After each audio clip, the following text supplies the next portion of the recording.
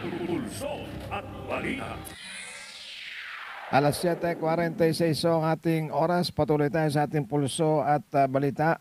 Si Brigadier General Noel A. Bastuir, Philippine Army, ang commander po ng 802nd Infantry Brigade sa ilalim po yan ng 8th Infantry Division ng ating Philippine Army. Patuloy patungkol po ito dun ho sa patuloy at padami ho na padami ng mga miyembro ng New People's Army ang tumatalikod mula dito sa mga armadong pakikibaka dito sa atin gobyerno. At ngayon ho ay mas pinili na ho nila yun hong landas ng kapayapaan, which is yan po ang talagang nararapat natin gawin. At yan ho ang talagang panawagan ng ating gobyerno, kaya ho sila ay patuloy sa pagbibigay ng mga kinakailangang para masustain yung kanilang pagbabalik loob o pagbabagong buhay. Alamin natin sa area ho ng 802nd Brigade, si Brigadier General Noel A. Bastuir. Sir, magandang umaga po. Nick Lipanay, Chibare, live na tayo sa Pulso at Balita sa DWWD Armed Forces Radio, Boses ng Kawal Pilipino. Sir?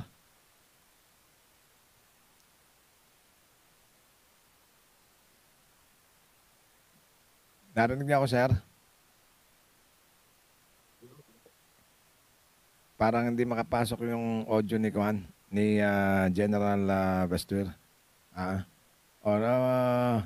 Mamaya i-try natin uli yung signal. Live po kasi yan mula mismo doon sa headquarters ng Kuan, ng 802nd Infantry Brigade. Siguro dahil medyo masama nga rin ang ating panahon. Pero try natin ina-adjust lang ho ng ating technical yung signal ni General Bastuir, and possible baka doon din sa kanila ang meron ng problema alin sa dalawa. Maya tingnan natin. Pulso at balita. Habang inaantabayan natin, medyo naririnig ko si General Bastuir na nagte-test mic. Mukha hong na-adjust na ng ating mga technical people. Anyway, dito sa ating patuloy, okay na, ayan. Yes, sir. Si General Bastuir ng 802nd Brigade. Sir, magandang umaga. Naririnig ko na kayo, sir. Sige, go ahead po. Good morning, Katropang Nick, pati na rin sa lahat ng mga nanonood, nakikinig at taga-subaybay ng inyong programa. Yes, sir. Loud and clear ang inyong signal ngayon. Sir, kamustahin ko lang muna, dyan sa area ninyo, kasi ang sabi ng ulat ng Pag-asa, parang dyan, unang lalapit sa may area ata ng ninyo, yung alam ko may sakop pang 802nd Brigade about itong si Aghon. Kumusta ba? Naka-apekto ba sa inyo? Sa ngayon, Katropang Nick, medyo maganda naman ang panahon, tumila na yung ulan at patuloy tayong nakakantabay ang mga tropa natin sa ground kung kinakailangan na tulong mula sa ating mga tropa para sa humanitarian assistance or disaster response. So naka-alert naman na yung mga tropa before dumating itong si Aghon. So far wala naman tayong namomonitor na mga epekto nitong Aghon dito sa area po natin, Katropang Nick. Pero nakaranas din ba ng pag-ulan dyan nung Sabado Umulan ganyan? nung nakaraang araw hanggang kagabi, pero sa ngayon medyo maliwanag na ang kapaligiran dito sa area namin sa Leyte, Katropang Nick. So normal ang sitwasyon dyan sa area nyo so far ngayon, Yes, Katropang Nick, tumila na siya. And based dun sa latest update ng mga tropa natin sa ground, so far wala namang pinsala itong bagyo na to, yung mga ulan-ulan na dala nito. Very good. Okay, sir. So kumusta ho yung ang ulat ho na natatanggap namin diyan po, especially diyan sa inyong area, mas dumarami ngayon yung bilang ho ng mga remnants pa ng New People's Army na tumatalikod doon po sa armadang pakibaka o yung sumusuko sa ating gobyerno at gustong mabuhay na ng mapayapa. Yes, tama po yan, Katropang Nick, dahil nga nung nakaraang linggo lang 5 ang bumaba sa mga grupo ng NPA na nandoon sa Samar. Pero ngayong latest kung anuhin natin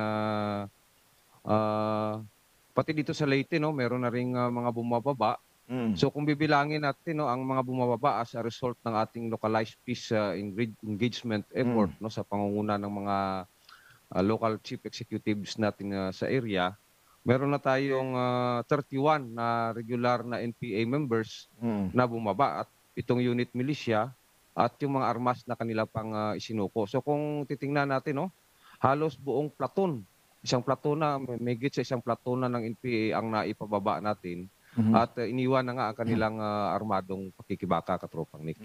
Sir, yung 31 po na mga regular members na yan na nagbalik loob plus yung 7 na militia, ano yan? Isang, yung period covered niya? Yung period covered nito at Katropang Nick, simula nung nilaunch natin yung ating Friends Rescued Engagement through their families or free families.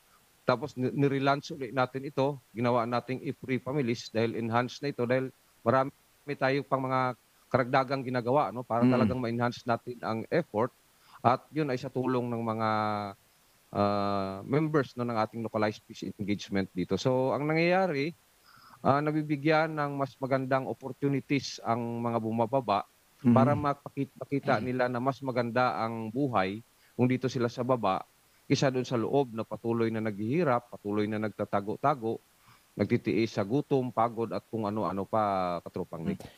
So ang maganda ho na nagiging impression sa kampanya ng 802nd Brigade, ano, once na meron kayong ini-launch na program, although nakita na yung epektibo, so hindi kayo tumitigil doon, hindi kayo nagiging complacent, instead mas ine-enhance pa ninyo. So ito ang nagiging epekto.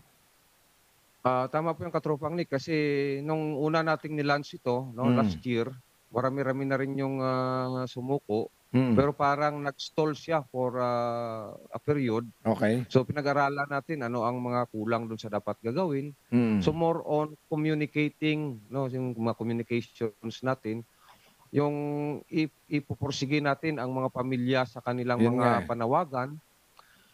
Gumagawa sila ng sulat para sa kanilang anak na kahit paano nakakarating sa kanila at doon na antig ang kanilang mga puso at nakikita nila ang magandang opportunity pag bumaba sila dahil marami ang tutulong sa kanila kung talikuran nila ang kanilang armadong pakikibaka, Katropang Nick. At saka ang isa pa sir, alam nyo, hindi hindi madali na hikayatin mo ang isang pamilya para kumbaga, ayan, ganyan, hikayatin naman niya yung kanyang anak na nasa kabundukan.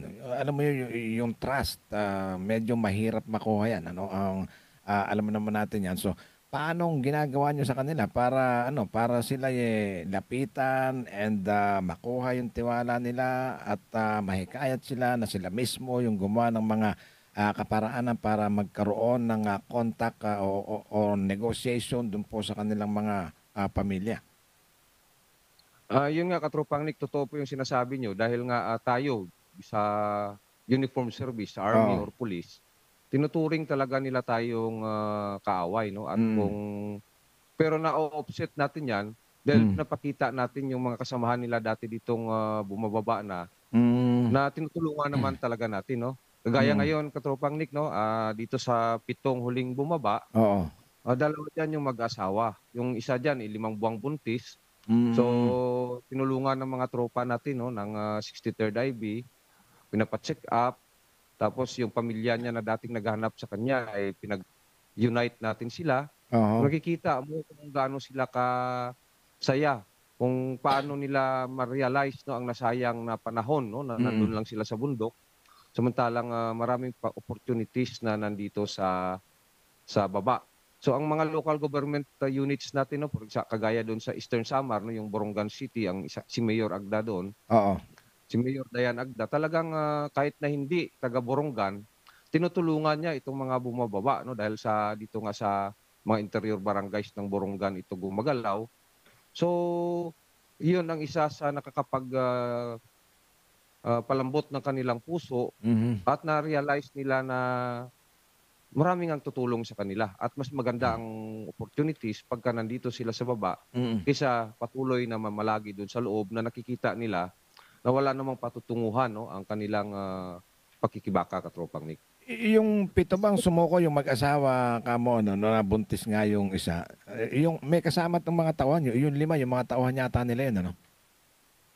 Itong dalawang mag-asawa, medyo bata pa ito, dalawa lang sila at ang Dalawa lang. tumulong sa kanila para mag-surrender is yung, Hmm. pamilya din nila 'no, na Ah, yun yung kinontak nila at ang isang kapatid kasi nitong lalaki ay dati ding NPA oo. na sumuko na rin doon sa 46 IB 'no, nung last Hmm, year.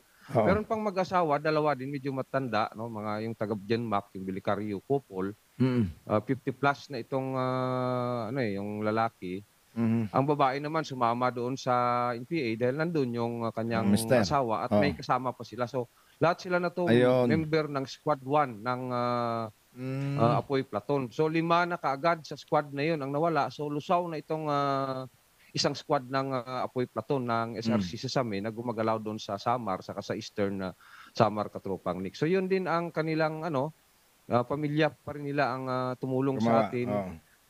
para makumbinsi silang bumaba, Katropang Nick. Yun yata yung mine-mention ko na isa na mag-asawa na merong kasamang mga taon na sumuko, ano. But anyway, itong Yes. mag-asawa ka mo na bata, sir, ano, ito pregnant, buntis. So ibig sabihin, mabibigyan siya ngayon ng tsansa, puwedeng matulungan ninyo para magkaroon siya ng mga, pregnancy, yung ano, yung maternity, check-up habang nagdadalang taon, ano nga tawag do'n? Hindi ko ma-recall yung exact, word, ano. Yes, katropang Nick, ginawa na 'yan ng tropa natin ng, 63rd IB saka Oo, 46 IB. Dinala sa, ano tawag nito, sa doktor na expert niyan, yung sa OB-GYN, ma-OB, 'no. oo. So, pinatingnan talaga nila 'yan kasi, may ano, parang sa tingin namin 'no, yung itsura niya maputla at Oo. saka ano, so kailangan niya ng, nararapat na atensyon 'no. So, 'yun, para nandito naman lang din siya sa baba, 'yun tinutulungan talaga ng ating mga tropa doon sa Hmm. area, katropang Nick. Palagay ko yan ang isa sa mga nakakaantig ano na, bagay dun sa pamilya ng mga sumusukong rebelde lalo yang ganyan na nagdadalang tao siyempre napakadelikado niyan kung nasa kabundukan ka and, hindi ka dapat mapagod kasi anytime puwedeng mawala yung dinadala mo or, kailangan mo siyempre mga masusustansyang pagkain para yung si baby, paglabas maging, malusog ano, which is, palagay ko ngayon ng yung hindi niya natikman ng mga check-up siguro na kinakailangan niya bilang nagdadalang tao, ngayon makukuha niya. Tama po yung katropang Nick dahil kung naalala ninyo nung mga nakaraan o last year may couple din na nag-surrender sa atin. Oo, Meron silang anak na infant pa, parang buwan pa lang yata yung edad oo, nun, bagong silang na pa dahil lang. sa pagtatago-tago dun sa loob, sa kabundukan dun ay namatay at dun na lang nila Ah, nilibing. So lately 'no, pinuntahan niya ng tropa ng, 78 IB, inexhume at mm, binigyan ng blessing 'no at pinalibing nila dun sa sementeryo. Kahit na ano, para madalaw-dalaw nila. So, ayaw mm, nilang mangyari din yung mga ganyan sa kanila dahil wala silang, ano dun, hindi malayong mangyari din yung ganyan mm, pati sa kay alias Gretchen mismo 'no, na nanganganib 'no, katropang Nick. oo, So, napag-alaman na rin natin ayon sa kanilang, revelasyon na marami na dun sa kanilang mga kasamahan 'no, ang gusto na ring bumaba. Naghahanap lang ng pagkakataon, naghahanap kung kanino sila dapat, lalapit, mm, ano ang kanilang gagawin dahil natatakot pa sila 'no. So, ito sila ngayon yung mga bumababa na dito, sila yung may malaking maitutulong para tulayan tayo doon, yung mm, maidugtungan natin sila makausap at alalayan 'no, na ilapit sa kung kanino dapat para talagang makababa na sila. Dahil marami na doon yung mga may sakit dahil sa oo, siguro sa gutom, pagod at kung ano-ano pa, oo, wala ng mga gamot, wala ng mga mm. makapagbigay sa kanila 'no dahil, yung mga masa nila ngayon ay wala na silang masyadong masa talaga 'no sa mga lugar na dati nilang, organisado, katropang Nick. Actually kahit na meron kang gamot kung wala ka namang kinakain, wala kang makain, dun ka rin pupunta sa pagkakasakit ano. So, ngayon po, kumusta? Katulad nito 31 na yung sinasabi niyo na nagbalik loob sa inyo and, meron pa yung tapos yung huli yung 7, marami-rami na ito sir. Paano niyo ipinakikita sa kanila, ipinararamdam yung na hindi sila nagkamali dun sa kanilang, ginawang pagbabalik loob? Yes, katropang Nick, may mga short term and long term, Hmm. assistance tayong ginagawa diyan sa kanila. Hmm, Hindi hindi tayo kundi yung ating, local task force LCAC dito oo, sa area. Kagaya mm, sa Samar 'no, maliban dun sa ating nasyonal na Enhanced Local Comprehensive Integration Program, may local social integration program pa ang Samar, pati ang Eastern Samar, katropang Nick. Oho. So dito, no, mas mabilis yung ano, kagaya nung binigyan sila ng tag 50K, no, ni Mayor ng Borongan, Malaki. dahil yun sa local social integration program. Aside from that, may mga pabahay at iba pang tulong, no, na pinag-aralan din ngayon, kagaya ng kung paano natin sila mabibigyan ng livelihood, no, ng mga local task force LCAC natin. Oo. So yun ay isa sa mga patunay na maraming opportunities dito sa labas, na peaceful ang kanilang pamumuhay dito, kasama nila ang kanilang pamilya. Mas madali ang buhay dito kumpara doon sa loob na nagtatago. So yun yung sila mismo ang dapat pinapa-explain natin doon sa kanilang mga kasamahan, sa mga pamilya. At yun naman, no, ay na-realize nila na totoo nga yung ganon. And we expect, katropang Nick, no, na tuloy-tuloy pa ito, na may bababa pa sa kanila dahil sa mga effort na ganito sa tulong o sa pangunguna ng ating mga local task force LCAC, katropang Nick. Yes, sir. But of course, siyempre, malaking role ng inyong brigade, ng inyong mga battalions, ano, ng inyong mga tropa, dun ho sa pag-sustain, ano, ng kanilang pagsuko, yung livelihood na kung anong po pwede. Unang-una, kung halimbawa sa inyo sumuko, siyempre, ang umaasa yan sa inyo. So, sa inyo naman, through dun sa inyong coordination, mailapit yung kanilang mga pangailangan dyan sa mga LGUs, dyan po sa ating mga agencies ng ating gobyerno. So, yun ang isa sa mahalagang role siguro na ginagampanan ng 802nd Brigade, ano? Yes, tama po yan, katropang Nick. Pero sa ngayon kasi, yung mga local leaders natin dito, sila naman ang nangunguna dito at sila ay natutuwa, no, pag mga ganito. Dahil ang usapan dyan is pagka may dalhin nyo dito, ikumpletuhin nyo yung mga papeles, mga dokumento, kami na bahala dyan. At nangyayari yan, katropang Nick. Minsan, sila pa nagpa-follow up saan na yung mga ganitong dapat para forward na natin yung papel, para mapunduhan na yan, para mabigyan na sila ng ano. So maganda ito yung mga nangyayari, katropang Nick, at yun ang isa sa mga siguro nakikita nating formula dito. At habang nangyayari yung ganyan, no, at patuloy silang naghihirap dun sa loob, napapakita talaga natin, no, ang kung ano kaganda ang buhay dito sa labas pagka iwanan lang nila ang kanilang armadong pagkibakan. So magandang nagiging team up, ano, ng mga LGUs and government agencies saka ng ating military when it comes pagdating dito sa ating mga former rebels. Lalong-lalo, siyempre, yung ating pangako dahil kayo ang unang nilalapitan ninyo, yung mga pamilya, para silang kumausap doon sa doon sa kanilang mga kamag-anak na nandoon pa. So ibig sabihin, hindi lang itong susuko ang umaasa doon sa inyo, no, doon sa ibibigay ninyo na tulong, kundi pati yung pamilya nakatingin sa inyo yan doon sa pangako ninyo na tutulungan sila pag sila ay nagbalik loob, ano? Yes, katropang Nick, yun ang kagandahan pagka gumagana yung mga clusters ng ating task force LCAC, no? So kagaya nito, ang nangunguna dito sa activities para kumbinsihin sila para magbumaba na is yung ating localized peace engagement cluster. Pag bumaba naman sila, meron tayong LPE or yung PRLEC or Poverty Reduction Employment cluster natin, no, na tumutulong sa kanila din, katropang Nick. So dito, gumagana naman dito kaya hindi kami nahirapan. At kung doon mo mapapakita na hindi lang talaga ito trabaho ng Army, kundi mas higit ang part nito ng ating mga other agencies, which is yung mga mga members na itong clusters natin sa ating task force LCAC, katropang Nick. So ibig sabihin, sa mga darating ho na araw, posible na madagdagan yan at mas lalo pang dumami yan pong mga magsisipag balik loob na yan, and gaano kayo ka-ready kung sakaling magkaroon ng influx ng pagbaba ng mga ito? Actually, kung readiness ang pag-usapan, ready na talaga. Kasi bilang naman natin kung ilan silang natitira dyan. At handa naman ang ating lokal na mga pamahalaan dito para sila ay tulungan, katropang Nick. At tama yan, no?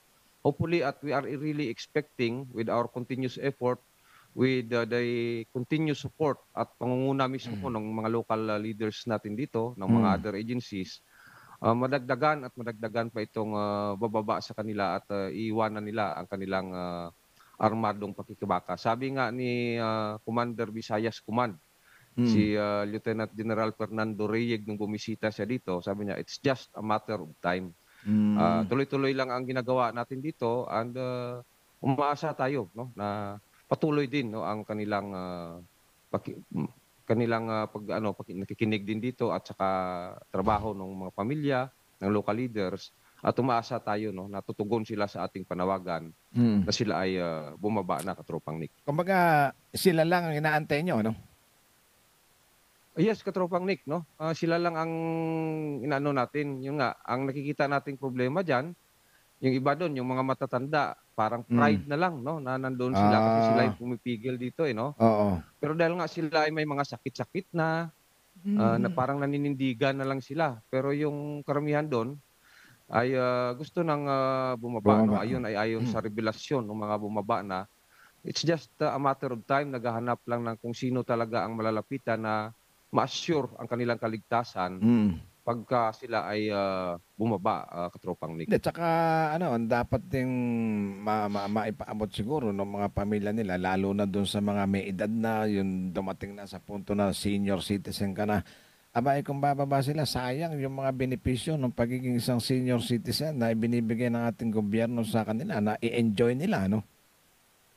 Tama po yung Katropang Nick. O, kagaya nitong dalawang medyo matatanda na couple, Oo. at least, no, may time pa sila na dito makapagpamuhay ng normal. Hindi yung nandoon na palaging nagtatago-tago.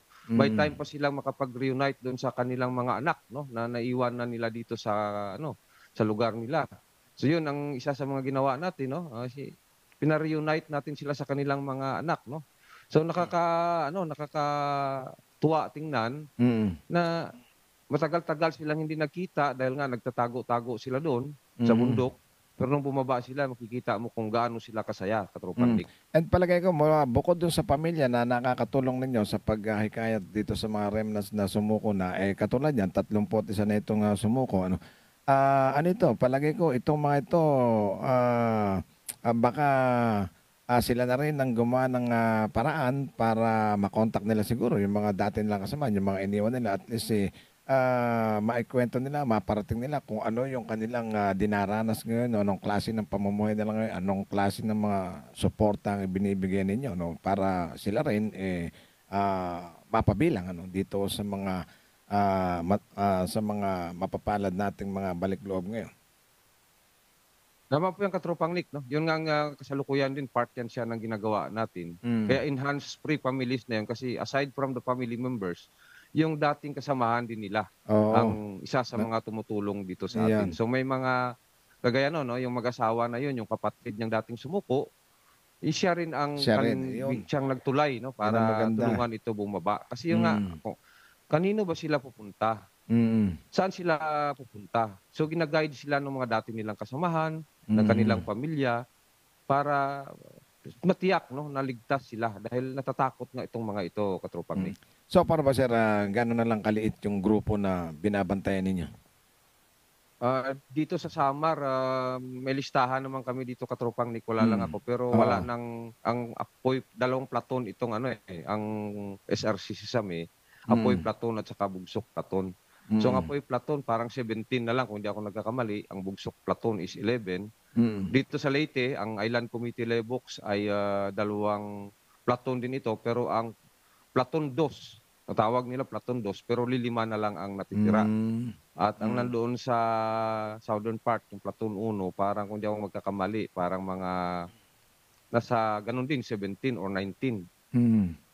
So, tuloy-tuloy pa, hindi lang yung platon na itong tinututukan, kundi individually sa mga pamilya nito, may tumututok dito, tinututukan ng ating mga localized peace engagement cluster. Minomonitor natin ang update sa kanilang mga ginagawa para kung ano pa ang kailangan gagawin ay magagawa natin para talagang mapababa na natin sila, Katropang Nick. So talagang inevitable na yung nito, no, sa yung pagkalusaw, sa kumbaga konting panahon na, konting kembot na lang, sabi nga. Yes, Katropang Nick, no. Just a matter of time, ika nga sabi nila. I see. Sir, thank you very much sa oras. Baka meron pa kayong mga gustong idagdag. Pasalamatan po samantalahin ninyong pagkakataon or mga upcoming activities po ng 802nd Brigade. So samantalahin ko na lang pagkakataon, no, para magpasalamat uli sa inyo, Katropang Nick, at sa staff mo sa pagkakataong binigay, no, para ma-invite kami uli dito. Sa pamamagitan nito napapakita natin, no, kung nakikinig man yung pamilya o yung mga nandoon sa loob, kasi sabi nila minsan may radyo din sila eh. So samantalahin nyo na ang pagkakataon, ang opportunities na nandito sa labas para iwanan nyo na ang inyong armadong pakikibaka dahil sa totoo lang mas maganda ang buhay dito, no? So gusto ko ring pasalamatan, no, ang mga local leaders natin dito sa area, sa Samar, Leyte, Southern Leyte, Eastern Samar, particular, no, si Mayor Dayan Agda ng Borongan sa kanyang mabilisan at agarang tulong dito sa pinaka-latest nating nagbalik loob, no. So, yun lang, Katropang Nick, no. At again, no, maraming salamat, no, sa pagkakataong ito. God bless. Likewise, sir, God bless and mag-iingat po kayo palagi. Si Brigadier General Noel A. Bastuir, Philippine Army, ang commander po ng ating 802nd Infantry Brigade. Sa ilalim yan ng 8th Infantry Division ng ating Philippine Army. Tama naman po yung kanilang mga panawagan. Kung tayo ay magbabalik loob sa ating gobyerno, wala na hong pinakamagandang pagkakataon, wala na pinakamagandang panahon kundi ito hong panahong ito, ano, sa andirito na ho yung lahat ng mga benepisyo, complete packages, hindi ho natatapos doon sa pagsuko nyo lang, kundi hanggang doon ho sa ma-monitor na kayo kumbaga nakabalik loob na, nakabalik na sa lipunan, yung mga ibinigay ho sa inyo ng mga assistance, cash assistance or livelihood assistance, minomonitor pa rin ho nila eh. Meron na tayong pabahay, meron tayong lupa, may mga equipment sa mga pagsasaka. So sayang ho, ano, sayang kung hindi ho natin sasamantalayin itong pagkakataong ito. Sabi nga sa inyo, wala nang gaganda pa sa iniaalok ng ating gobyerno ho sa pagbabagong buhay, kundi ito ho mga panahong ito. Pulso at balita.